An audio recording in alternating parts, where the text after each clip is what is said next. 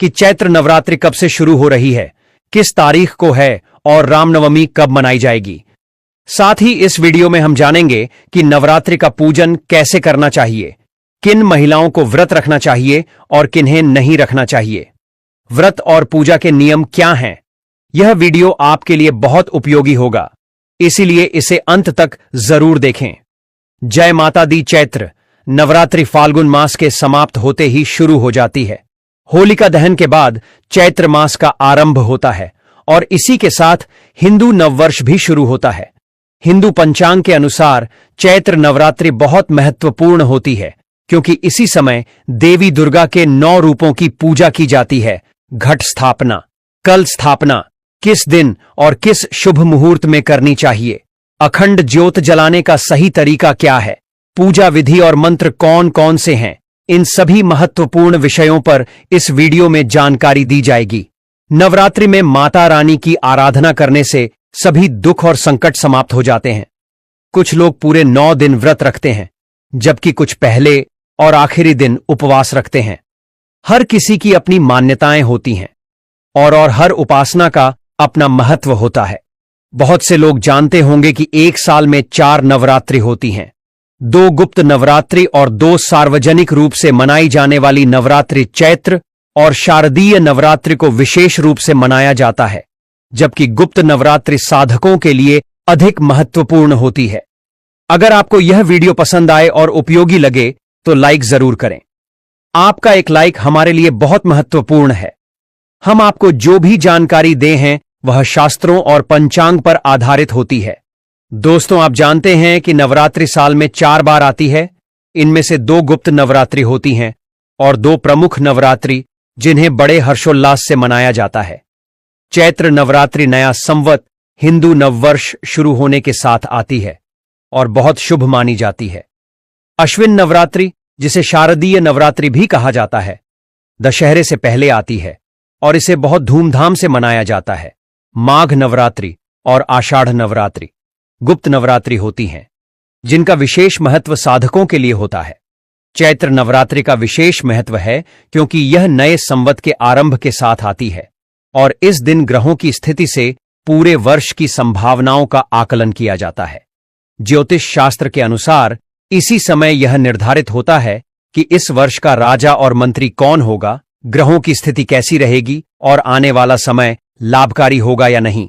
लेकिन यह सिर्फ बातें नहीं हैं, बल्कि पुराणों और ज्योतिषीय गणनाओं में इन बातों का उल्लेख किया गया है।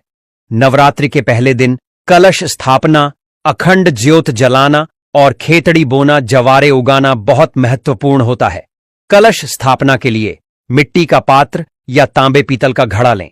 खेतड़ी बोने के लिए चिकनी मिट्टी या उपजाऊ मिट्टी लें, जिसमें जौ आसानी से उग सके। जौ जवारे के लिए 1 मुट्ठी बीज पर्याप्त होंगे। अधिकतम 100 ग्राम तक ले सकते हैं। मां दुर्गा की पूजा के लिए मूर्ति या तस्वीर रखें। अखंड ज्योत जलाने के लिए तेल या घी का बड़ा दीपक या कटोरी का उपयोग करें। यदि अखंड ज्योत जलाना संभव ना हो तो नियमित दीपक जलाकर भी माता की आराधना कर सकते हैं। कलश स्थापना के साथ व्रत और पूजन का संकल्प लें।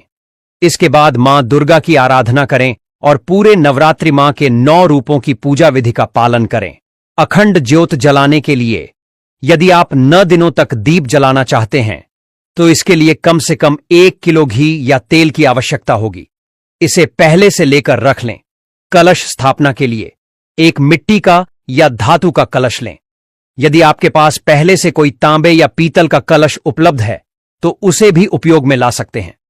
कलश पर रखने के लिए नारियल की आवश्यकता होगी। यदि आपके क्षेत्र में पानी वाला नारियल मिलता है तो उसे ले, लेकिन यदि वह उपलब्ध नहीं है तो सूखा नारियल भी इस्तेमाल किया जा सकता है। कलश को सजाने के लिए एक लाल वस्त्र या चुन्नी ले। कलश के अंदर हल्दी की गांठ, चांदी का सिक्का यदि उपलब्ध हो, सामान्य सिक्का, अक्षत चावल सुपारी और थोड़ी सी दूर्वा डालें। यह सभी सामग्री शुभ मानी जाती हैं और माता लक्ष्मी की कृपा बनाए रखने के लिए उपयोगी होती हैं। कलश स्थापना के लिए लकड़ी की एक चौकी ले। चौकी पर बिछाने के लिए पीले या लाल रंग का वस्त्र रखें। माता के श्रृंगार के लिए सुहाग सामग्री जैसे चूड़ियां, लिपस्टिक, बिंदी, कुमकुम और रोली जरूर रखें। पूजा सामग्री में रोली मौली, इलायची, धूप, दीप और भोग के लिए मिठाई या फल रखें। यदि संभव हो तो ड्राई फ्रूट भी ले सकते हैं। अखंड ज्योत जलाने के लिए दीपक बाती और पर्याप्त तेल या घी पहले से तैयार रखें। पूजा के लिए बैठने से पहले एक तांबे या पीतल का लौटा लें। उसमें पहले गंगा जल डालें और फिर शुद्ध जल से भर लें। अब पूजन विधि की ओर बढ़े। सबसे पहले पूजा स्थल का शुद्धिकरण करें।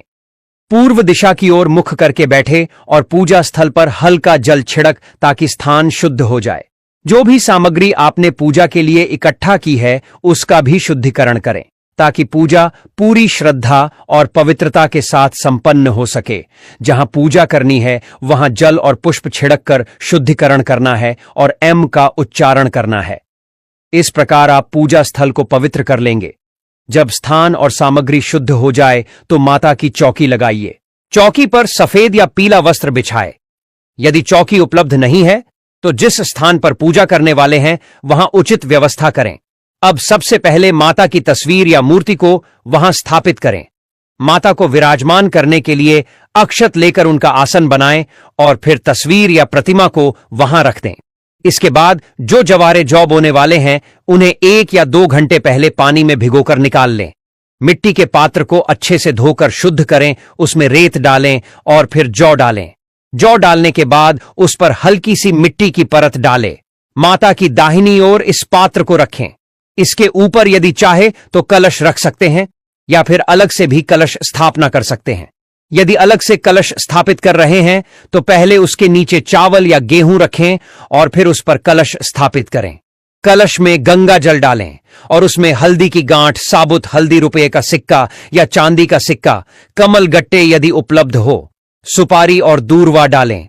सुपारी और सिक्का डालना आवश्यक है।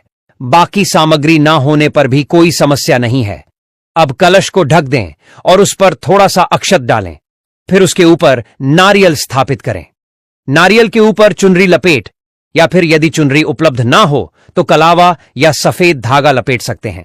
नारियल को कलश के ऊपर इस प्रकार रखें कि उसका मुख आपकी ओर रहे। अब अखंड ज्योत जलाने की तैयारी करें। इसके लिए एक बड़ा दीपक लें, उसमें बत्ती लगाएं और किसी पात्र में रखकर घी भर दें। ज्योत स्थापित करने के लिए उसके नीचे भी चावल रखें। चावल का आसन बनाकर उस पर ज्योत रखें। यह ज्योत 9 दिनों तक निरंतर जलती रहनी चाहिए, इसलिए इसे सुरक्षित स्थान पर रखें। अब भगवान गणेश की प्रतिमा स्थापित करें। इस प्रकार पूजा की संपूर्ण आवश्यक प्रक्रिया पूर्ण हो गई है और आप माता की आराधना के लिए पूरी तरह तैयार हैं। अब हम पूजन आरंभ करेंगे। सबसे पहले संकल्प लिया जाएगा। संकल्प से पहले जल से शुद्धिकरण किया जाएगा। आप आसन पर बैठे अपने हाथ पृथ्वी पर लगाएं और माता पृथ्वी से प्रार्थना करें। मंत्र उच्चारण करें। ओम पृथ्वी दयादता लोक देवी विष्णुनाथ तथा महादेवी पवित्रम गुरु आसनम। यदि आप विवाहित हैं और संभव हो तो पति पत्नी साथ में पूजा करें। अब जल से आचमन करें। सीधे हाथ में जल लें और सामग्री के साथ एक दीप प्रज्वलित करें। यदि संभव हो तो अखंड ज्योति जलाएं।